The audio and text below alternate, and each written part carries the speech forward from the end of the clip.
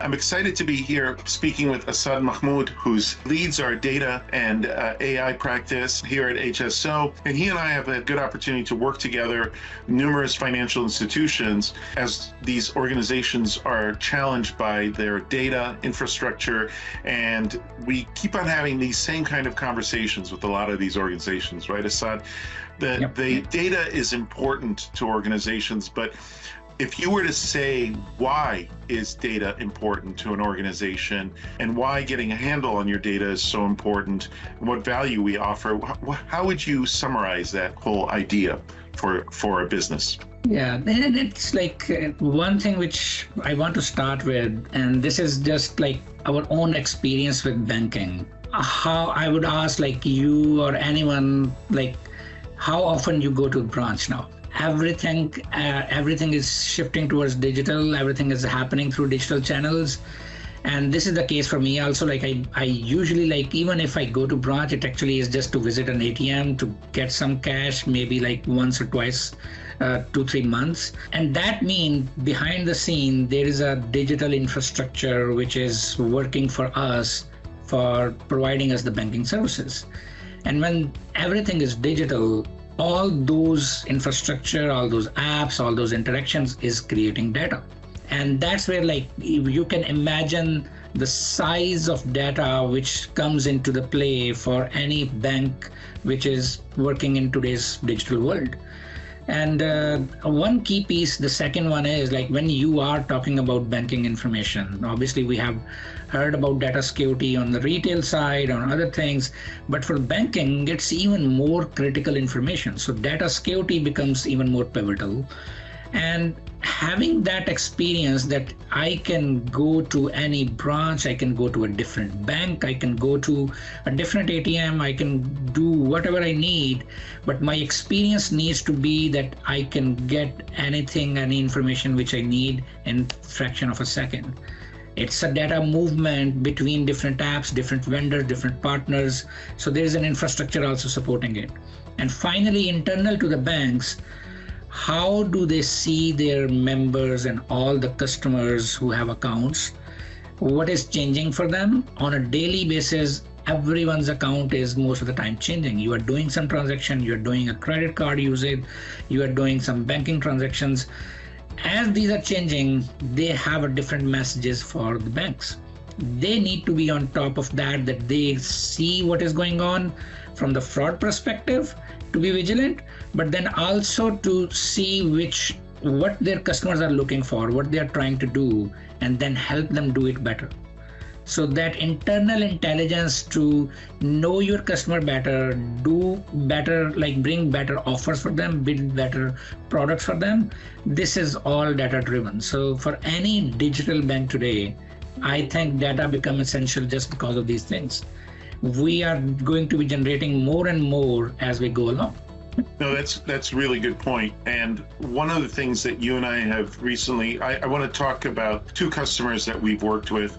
And with this new disruptor global digital bank, they started off in their very foundational state with a data-centric architecture. Can you go a little bit into how you think a bank can take a data-centric approach and what is the value of taking a data-centric approach as they're building out their infrastructure? Yeah, the key with this is, and this is where many times like the large organizations which are not starting today, they have been there for years and decades, they get challenged with is that they are on the old kind of integration patterns, they are on the old data patterns.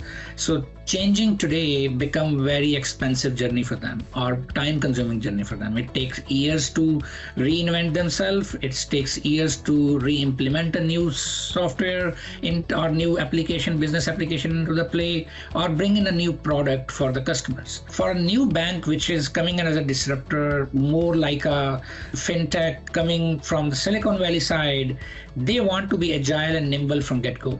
So for that, like if you have a data-centric approach, all of your application and biz apps which are built for the purpose which they do, they can interact, talk to each other, more like in a more better manner, more like in an agile way, so that if anyone is changing something, if anyone is bringing new things, it's just that they can work in their silo, but whenever there's an integration needed, it's more of a configurations, and they can actually get hooked to any other system, any other vendor, any other app as they need to.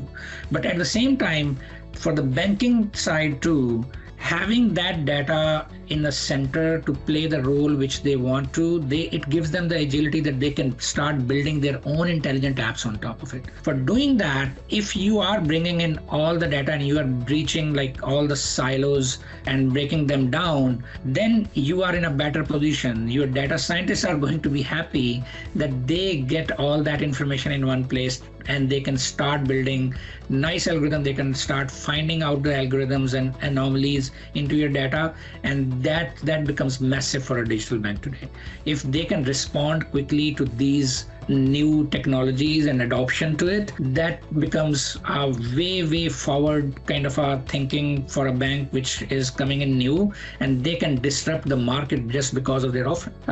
They can start bringing new things. You can imagine like just in the world of retail, the fast fashion, how they disrupted the whole sector, the high-end kind of a fashion retail and all those things get challenged because of the fast fashion, how quickly they were able to bring in new products.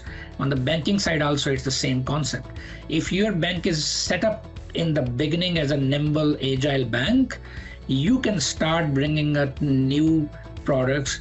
You can start new initiatives so quickly and bring them to the market that it will disrupt the market altogether. It will push everyone else to do more. I love the analogy of fast fashion, because I think that most of the banks that we work with are not disruptor banks, right? They're existing banks, and they need to figure out how to become agile and how to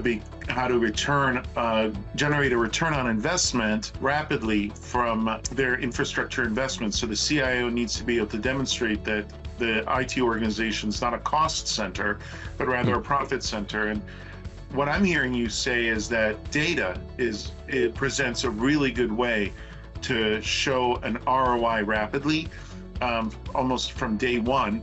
And it also presents a really great way to demonstrate agility to the business. Is that accurate? No, definitely. The key for a data-centric approach is to be agile, so that you can do whatever you need to. You have access to the data and you are able to write your apps. You can write your next kind of a pieces on top of it. You can build your business apps. You can bring any new provider. You can bring any new vendor.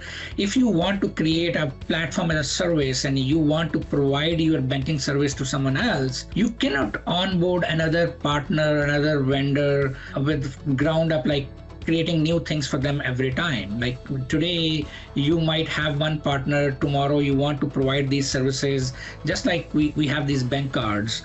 So if you want to provide it to 5 different kind of partners, you cannot do it 5 times, all like from going up. If you are set up that, onboarding a new partner is just configurations for us, and we can open endpoints for them to bring in their own white label front end, or use our own white label front end on their portal or on their platform.